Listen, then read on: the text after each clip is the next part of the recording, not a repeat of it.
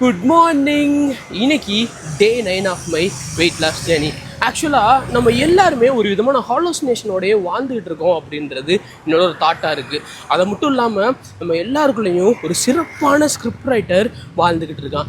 ஏன் சொல்கிறேன் அப்படின்னா, மனுஷனை மாதிரி யோசிக்கிறதுக்கு இங்கே வேறு யாராலையும் முடியாதுங்க. இந்த பிரபஞ்சத்தில் இருக்கிற எந்த ஜீவராசியும் இந்த மாதிரி சிந்திக்கிறது, அதாவது ஓவர் திங்க் பண்ணுறது முடியவே முடியாது. இத்தினோடு மூளைக்குள்ளே பார்த்தீங்கன்னா ஓராயிரக்கணக்கான லட்சக்கணக்கான சிந்தனைகள் ஓடிக்கிட்டு இருக்கும். ஆக்சுவலாக நம்ம எல்லோரும் பண்ணுற விஷயம் என்னென்னா, ஒன்று பாஸ்டில் நடந்த விஷயத்தை பற்றி ஏதாவது யோசிப்போம், அதை இப்படி மாற்றிருக்கலாமா அப்படி மாற்றிருக்கலாமான்னு சொல்லுவோம்.